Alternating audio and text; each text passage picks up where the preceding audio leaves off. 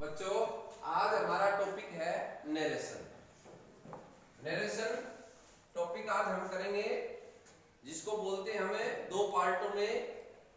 Meena said to me, Meena ने मुझसे कहा, कोमा इन्वर्टेड कोमा शुरू, Tina is a good girl. अब इस सेंटेंस में दो पार्ट हो गए। एक तो है पहला पार्ट जो कहा है उसको हम पार्ट का नाम देंगे रिपोर्टिंग वर्ब। दूसरा जो भाग है उसको कहेंगे हम रिपोर्टिंग स्पीच। अब रिपोर्टिंग वर्ब और रिपोर्टिंग स्पीच दो पार्ट हो गए। इस पूरे वाक्य को हम कहेंगे डायरेक्ट कथन। इसको चेंज करेंगे इनडायरेक्ट कथन में। तो इनडायरेक्ट कथन में चेंज करने से पहले कुछ छोटे छोटे आसान से नियम हैं। जैसे नियम मैंने लिखे हैं, इनको देखिए। Rule of indirect sentence. Indirect में चेंज करने के क्या नियम है? नंबर 1, इन्वर्टेड कोमास को हटा दिया जाता है। ये कोमा है टीना से पहले और वाक्य लास्ट खत्म हुआ है फुल स्टॉप के बाद इन्वर्टेड कोमा बंद। इस कोमा को हटा देंगे, नंबर 1। नंबर 2, कोमा को और इन्वर्टेड कोमा को हटाने के बाद बीच में दैट, इफ, व्हाट, व्हाई आदि का प्रयोग किया जाता है।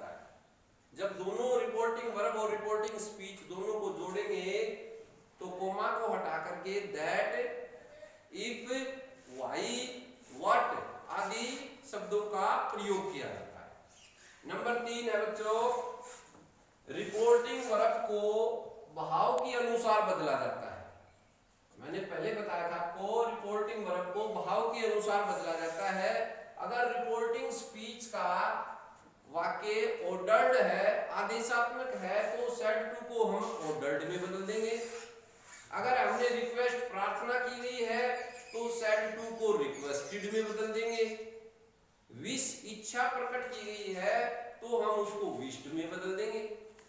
अगर कोई भी नहीं है इसमें भाव, साधारण वाक्य है, तो सेड टू को हम टोल्ड में बदलेंगे।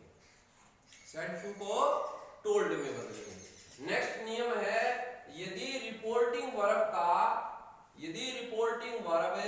प्रेजेंट या फ्यूचर टेंस में है तो रिपोर्टिंग वर्ब और रिपोर्टिंग स्पीच का टेंस नहीं बदलता।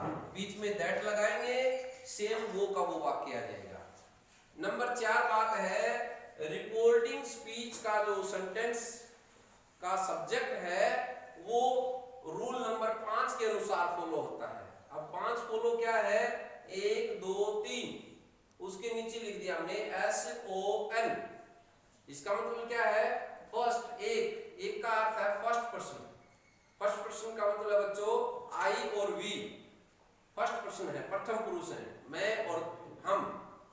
फर्स्ट पर्सन है वो सब्जेक्ट के अनुसार बदलता है। Second person number 2, second person होता है यू माने तुम।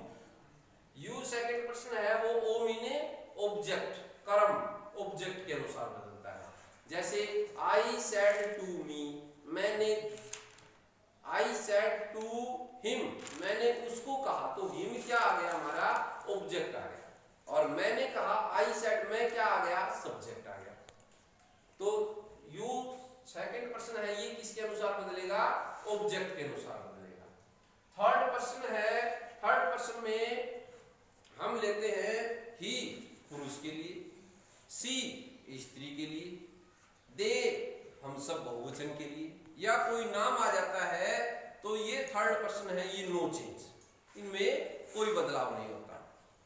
इसी तरह अगर हमें अब आगे देखिए वाक्य को देखते हैं, एग्जाम्पल को। सी सेज, वह कहती है, coma inverted coma, Sachin is a good boy, Sachin एक अच्छा लड़का है। अब इसमें रिपोर्टिंग वर्ब देखिए, सेज है, वर्ब के साथ एस या ईएस है, तो ये प्रेजेंट इंडेफिनिट टेंस में है।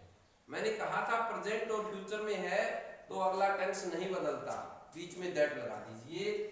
ही सेज, कोमा हटा दीजिए, इन्वर्टेड कोमा हटा दीजिए, बीच में दैट लगा दे, दैट। फिर सचिन आ गया, सचिन क्या है? थर्ड पर्सन है। कोई नाम आ जाता है थर्ड पर्सन में तो यूं का यूं रहेगा, सचिन आगे यूं का यूं रहेगा, no change, Sachin is a good boy. अगर बच्चों यहां सचिन की जगह आई होता तो किसके अनुसार बदलता? सब्जेक्ट के अनुसार बदलता। फर्स्ट पर्सन सब्जेक्ट के अनुसार, सब्जेक्ट क्या था इसमें? सी, तो यहां सचिन की जगह सी हो जाता। वो आगे सेंटेंस दूंगा फिर प्रैक्टिस हो जाएगी। नंबर 2 एग्जांपल देखिए, ही विल से, वह कहेगा या वह कहता है आई प्लेड फॉर 2 आवर्स, मैं 2 घंटे खेला। अब देखिए बच्चों, रिपोर्टिंग जो वर्ब है वो फ्यूचर में है, शैल या विल में, और शैल और विल आ जाए तो रिपोर्टिंग जो स्पीच है वो भी नहीं बदलता, यूं का यूं रहेगा, कोई टेंस नहीं बदलता, सिर्फ फर्स्ट पर्सन बदलेगा। ये ही विल से कोमा आकर के दैट, आई क्या है? फर्स्ट पर्सन है, और फर्स्ट पर्सन किसके अनुसार बदला? ही के अनुसार बदला। तो यहां हो गया ही, आगे यूं का यूं, प्लेड फॉर 2 आवर्स, वह 2 घंटे खेला। अब देखिए इनडायरेक्ट में टेंसों का किस तरह बदलाव होता है। पहला टेंस है बच्चों हमारा present indefinite tense. Present indefinite tense में वर्ब की पहली फॉर्म का प्रयोग किया जाता है। इसको इनडायरेक्ट में बदलेंगे तो change into past indefinite tense. Past indefinite tense में क्या है? वर्ब की दूसरी फॉर्म, यानी कि रिपोर्टिंग स्पीच में वर्ब आप मिल जाएगी, जैसे टेक, ही टेक्स टी, इस तरह होता है। तो टेक्स आ जाए तो उसको हम क्या बनाएंगे? सेकंड फॉर्म टेक की टुक हो जाएगी बस, और बाकी यूं करेंगे। दूसरा है प्रेजेंट कॉन्टिन्यूअस टेंस। प्रेजेंट का दूसरा टेंस है प्रेजेंट कॉन्टिन्यूअस टेंस। इसमें हेल्पिंग वर्ब होती है बच्चों इज, एम, इज मनी है, एम मनी हूं, आर मनी है। एक वचन करता है तो उसके साथ इज, बहुवचन करता है तो उसके साथ आर, और आई सब्जेक्ट है उसके साथ एम आता है। ये तो आपने पढ़ा होगा वाक्यों में। वो चेंज किसमें हो जाएगा? पास्ट में हो जाएगा, past continuous tense.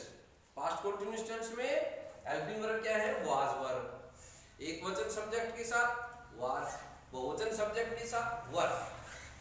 Is M are किस में चेंज हो गया? वाज वर्ब में हो गया। Number 3 present perfect tense. तीसरा हो गया प्रेजेंट का प्रेजेंट परफेक्ट टेंस। इसमें बच्चों हेल्पिंग वर्ब होती है हमारी हैज, है। चेंज किस में हो जाएगी? हेड में हो जाएगी, पास्ट परफेक्ट टेंस। और पास्ट परफेक्ट टेंस में हेल्पिंग वर्ब क्या होती है? हेड होती है, और वर्ब की थर्ड फॉर्म आती है, थर्ड फॉर्म उसमें भी आती है।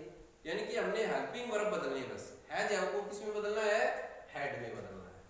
Number 4 present perfect continuous tense.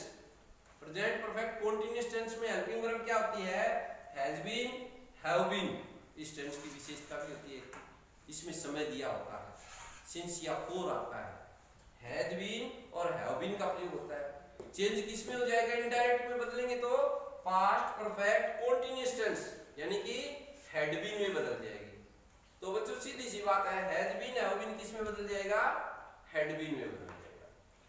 Next नियम है past indefinite tense. Past indefinite tense में वर्ब की सेकंड फॉर्म आती है, और किस में बदलेंगे? हेड और वर्ब की थर्ड फॉर्म में बदल देंगे। और ये कौन से टेंस में आता है?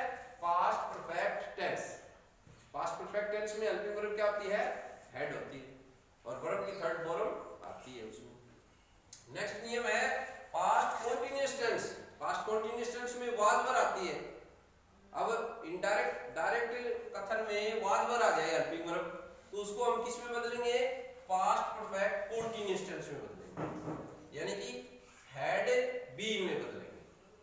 और अगला नियम है बच्चों, अगर हमारा मॉडल्स आ जाए शैल, कैन, कुड, मे, विल, ये आ जाए तो इसका पास्ट आ जाएगा शैल का शुड, कैन का कुड, विल का वुड, मे का माइट। इसमें चेंज होता है। एक साधारण सी बात है, टेंस भी अगर आपको नहीं समझ में आते हैं तो एक सीधी सी बात ये याद रखो, वर्ब की पहली फॉर्म चेंज इनटू वर्ब की दूसरी form. Number 2 is M R. Is M R आ जाए वाक्य में इनडायरेक्ट कथन में। इनडायरेक्ट कथन ये होता है जो पहला ये लिख रखा, इसको चेंज इनडायरेक्ट में बदलेंगे तो ये बदल जाएगा किसमें? वाज वर्ब में। भाई एक वचन इसका जो चेंज करेंगे, सब्जेक्ट एक वचन है तो वाज, सब्जेक्ट बहुवचन है तो वाज, ठीक है। फिर उसके बाद आ जाए हैज, हैव आ जाए, हैज है वो किस में बदलेंगे, हैड में बदलेंगे। फिर चौथा नियम आ जाए हैज बीन और हैव बीन आ जाए तो क्या बदलेंगे, हैड बीन में बदलेंगे। दूसरा वर्ब की दूसरी फॉर्म आ जाए तो उसमें हैड और वर्ब की थर्ड फॉर्म में बदलेंगे। और अगर वाज वर आ जाए पहले तो वाज वर आ जाएगा हैड बीन में। तो बच्चों ये छोटी सी टेबल याद करनी है सिर्फ, ये भी पूरी ध्यान में नहीं है तो शॉर्ट में है। अगर डायरेक्ट कथन में वर्ब की पहली फॉर्म आती है तो उसको बदलेंगे वर्ब की दूसरी फॉर्म में, वर्ब की फॉर्म तो सबको आती है। अगर ईएमआर आ जाए हेल्पिंग वर्ब तो उसको वाज वर्ब में बदलेंगे। अगर हेल्पिंग वर्ब हैज आ जाए तो उसको हैड में बदलेंगे। अगर हेल्पिंग वर्ब हैज बीन और हैव बीन आ जाए तो उसको हैड बीन में बदलेंगे। और यदि वर्ब की सेकंड फॉर्म आ जाती है डायरेक्ट में तो उसको हैड और वर्ब की थर्ड फॉर्म में बदलेंगे। और बच्चों वाज और वर आ जाए तो उसको बदलेंगे हैड बीन में। ये संक्षिप्त में थे टेंसों के रूल डायरेक्ट से इनडायरेक्ट में बदलने के।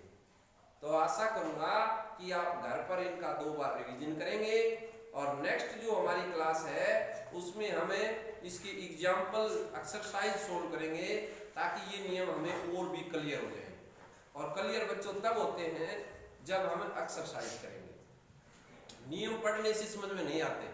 कोई भी काम हम अगर सुन लेंगे तो वो नहीं समझ में आएगा कि आप आलू बोइए, गाजर बोइए, मूली बोइए, वो देंगे, नहीं समझ में आएगा। अगर हम वो काम प्रैक्टिकल में करेंगे, खोदी करेंगे, फिर उसमें बोएंगे, फिर पानी देंगे और फिर समय समय पर उसमें खरपतवार निकाल करके उसको देखते रहेंगे, देखभाल करेंगे, खाद डालते रहेंगे तो वो होगी और फिर खाएंगे तो हमें पूरी प्रक्रिया का पता चल जाएगा। भाई प्रैक्टिकल किया है मैंने, समझ में आ गया, ऐसे होती है, होती है, इस तरह टेस्ट आता है खाते हैं। और यूं कह दिया और ले आया तो पता ही नहीं चलेगा ये बूटी कैसे हैं, कैसे बोएंगे, कैसे खरपतवार पानी वगैरह। तो कहने का अर्थ मेरा ये है कि रूल को पढ़िए, रूल को पढ़ने से समझ में नहीं आएंगे। नेक्स्ट क्लास में हमें अगली बार हर क्लास में नेक्स्ट जब तक नहीं समझ में आते तब तक हम इसकी एक्सरसाइज सोल्व करेंगे। अलग अलग नियमों पर एक एक दो दो एक्सरसाइज वो बिल्कुल पक्की समझ में आ जाएंगे। और ये बच्चों छठी क्लास से लेकर के चाहे आप कहीं भी कितनी भी बड़ी क्लास में चले जाना, ग्रेजुएट पोस्ट ग्रेजुएट तक, उसमें सब में आते हैं। तो आशा करूँगा आपको समझ में आया है और घर जा कर के 2 बार रिविजन करेंगे। और फिर भी नहीं समझ में आता है तो मेरा चैनल है मुकेश चौरान, यूट्यूब पर मुकेश चौरान चैनल निकालिए, लिंक पर लाल जो अक्षरों में लिखा था सब्सक्राइब, उसको सब्सक्राइब कीजिए, बेल की घंटी आती है उसको बेल बटन पर दबाइए ताकि अगली वीडियो का नोटिफिकेशन आपको बिना बताए ही आपके मोबाइल पर आ जाएगा और आप पढ़ेंगे तो आपको अच्छी तरह से समझ में आएगा।